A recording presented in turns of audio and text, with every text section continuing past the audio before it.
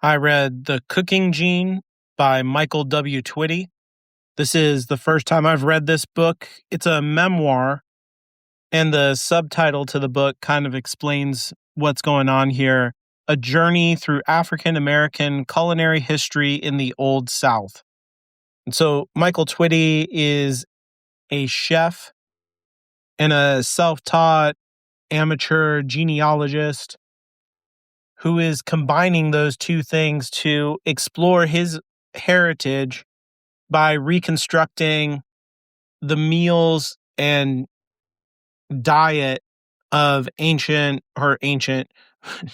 but slaves in America, not ancient, and how that food does tie to ancient food from the African cultures that their ancestors were kidnapped away from. The book moves between personal memories of Twitty and in-depth research that his family has done into their ancestors, trying to figure out where they came from, because of course all family records would be destroyed by Southern slavery in America. And then also detailed accounts of food history and recipes.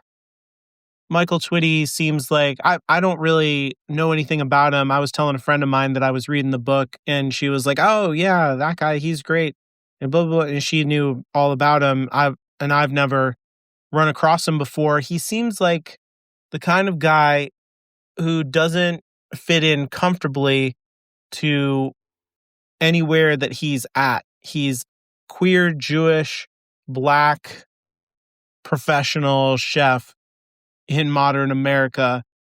And so I think that misfitting in all of these communities, just never quite being what anybody wants him to be, gives him the unique view that allows him to create something like this.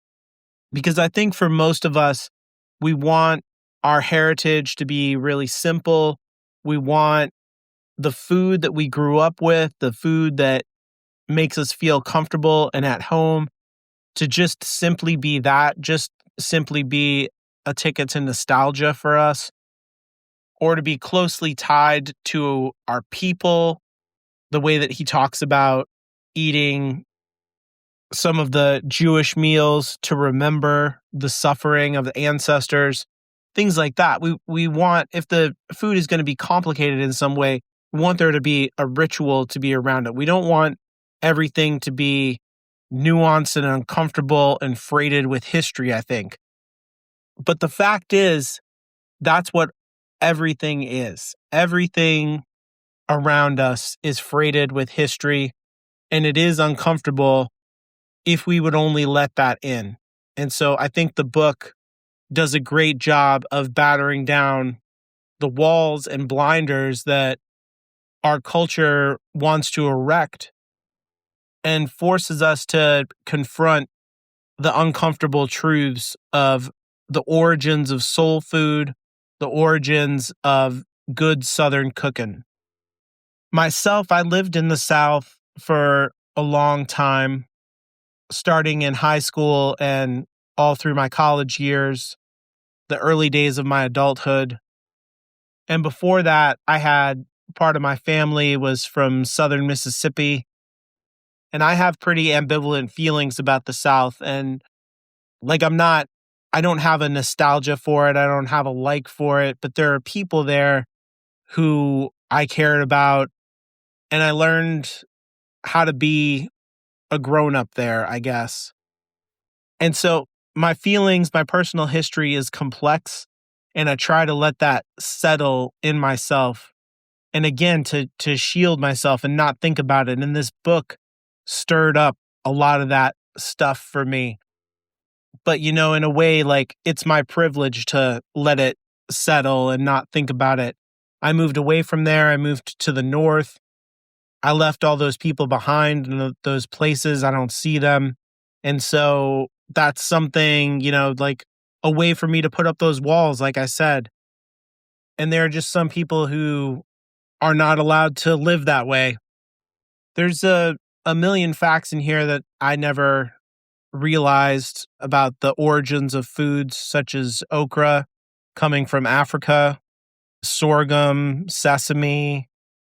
A lot of the foods when I lived in Louisiana, which is the part of the South that I lived in, according to Twitty, the meals and the way that they were cooked came directly from African traditions.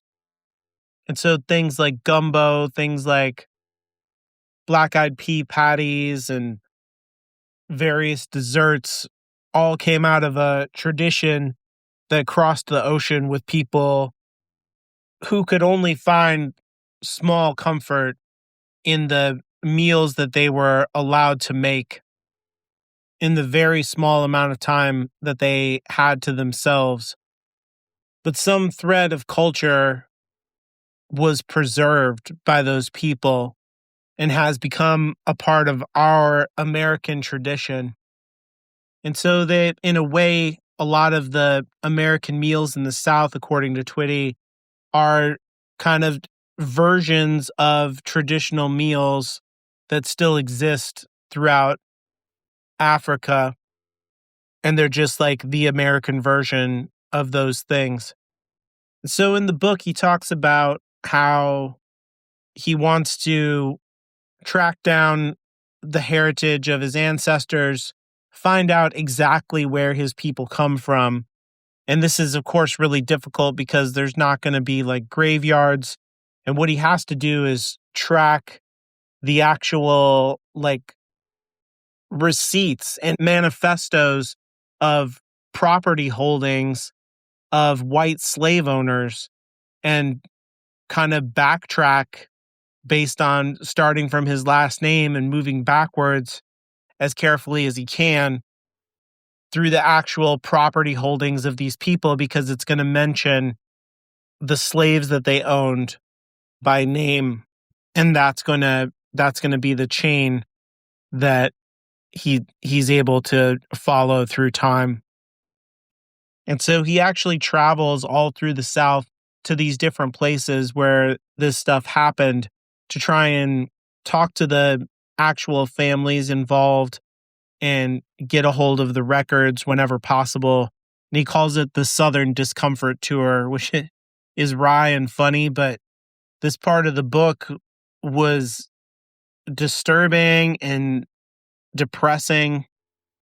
And the whole way through, he talks about how he couldn't understand why anybody would eat the food that his grandmother liked when he was like a small child. He was like, why do you like that gross stuff?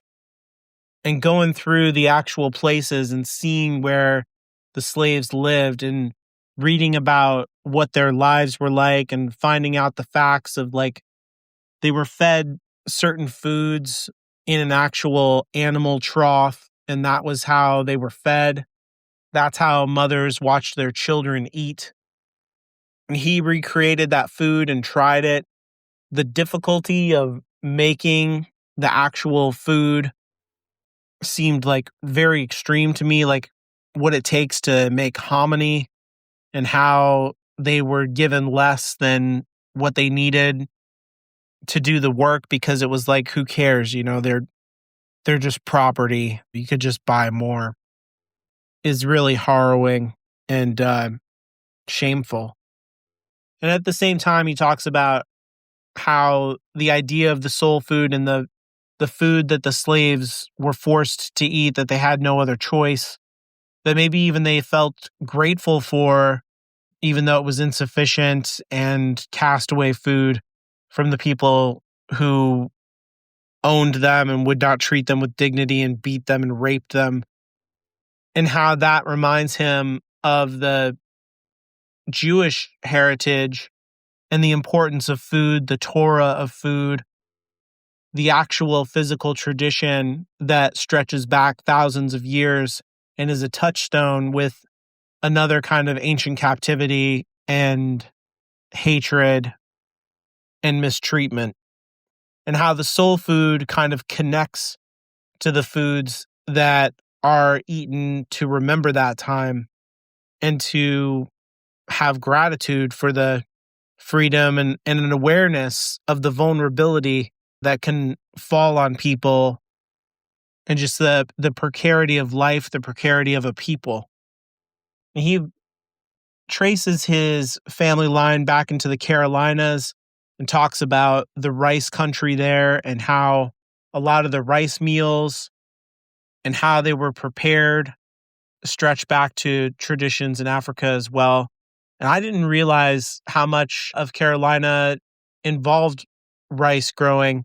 I've never really lived there. I've kind of lived all over the country. I've visited Carolina before, but I remember eating seafood and not so much the rice country. And so there's just all kinds of interesting facts about America itself and the conflicted history that we have, the history that's hidden and buried, but at the same time is like central to some people's sense of pride and community, but in a way that they don't want to acknowledge the deep paradoxes that lie at the heart of it. And he offers up interesting counterfactual history scenario around the cotton gin, and if it had never been invented, and that perhaps slavery would have collapsed the way that it did in Europe, and all of the African ancestors would have just blended into the American history in the same way that various other immigrant groups did, and that we might have had a completely different relationship, but that the power of cotton and the money that it could produce based on the free labor of all the Black people who were imported into America was too much and couldn't be passed up. It's such a terrible thing to think about, that for money, these families were crushed and torn apart, and that people were treated as property for more than 100 years to grow tobacco and cotton for so long. And so I find the book to be less about food, which was what I expected more of. I expected kind of a genealogy of the actual meals and recipes and things like that. I didn't know what I was in for, but I bought the book completely blind. Like I didn't even like read the back or anything. I just picked it up. But it's much more of a history book. I mean, that stuff is in there, the genealogy of various meals and whatnot, but it literally is about genealogy, and there's quite a bit of science that's in here that really kind of like went over my head. I don't know enough about it to understand it. And it's of deep importance to Twitty, obviously, and he cares about it a lot. And it's interesting to see all of the, according to the genetic services that we have available now that will kind of like check through your genome and try to figure out what part of the world you came from, and combining that with members of your family and how that narrows down. All of that stuff's pretty interesting. I didn't know about any of that really. And obviously, unfortunately, it's necessary, as a corollary to the work that he's doing of going through receipts and whatnot, and trying to draw a line backwards to what part of Africa his people came from, but also the acknowledgement that so much of the heritage of everyone in the South is mixed up with each other, and that any given Black person in America who's descended from the slaves in the South has a fair part of European in them, and probably heritage of the indigenous people who were here before European contact. And so in the book, he even goes and visits Europe. And it was a really telling part of the book that he couldn't walk comfortably through the South, and he was constantly challenged for the things that he was doing and claiming and saying and trying to work out. And then leaving America and going into Africa, he didn't quite fit in, and going to Europe and Ireland and things like that, he still doesn't fit in there, and he's not quite welcome anywhere that he goes. And while the power of food gives him a way into the communities that he visits, there's a sense in the book that he is always an outsider, always an observer, and that he's just kind of reconciled himself to that, and that he uses that outsider status to be a researcher, to be an inventor of new cuisines and a reclaimer of old cuisines. But there's a loneliness and a bittersweetness in the entire thing that's almost unconscious. It's almost like an aftertaste, if the book was a meal, of not fitting in anywhere, of maybe, what it is to be an American for him is to never quite have a community that fully makes sense.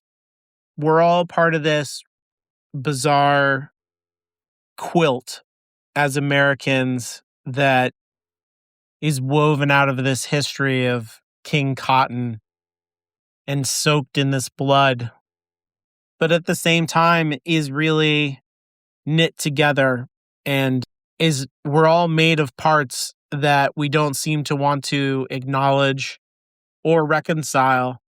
And the longer that we live in denial about the truth of these things, the higher the price is going to be for trying to have a community together. And so I think the book is an effort to establish the truth of things in order for a reconciliation to begin and a community to be established. For there to be reconciliation, there has to be truth. And that's probably the best place to build a community. And a community needs food, and it needs a sense of its history. And that's where the book's focus lies, is personal heritage and the culture of food that came with it. It's a really powerful book. I'll have to come back to it at some time. I mean, I reread everything, but it's one that it was very upsetting, and I keep thinking about it and wrestling with it.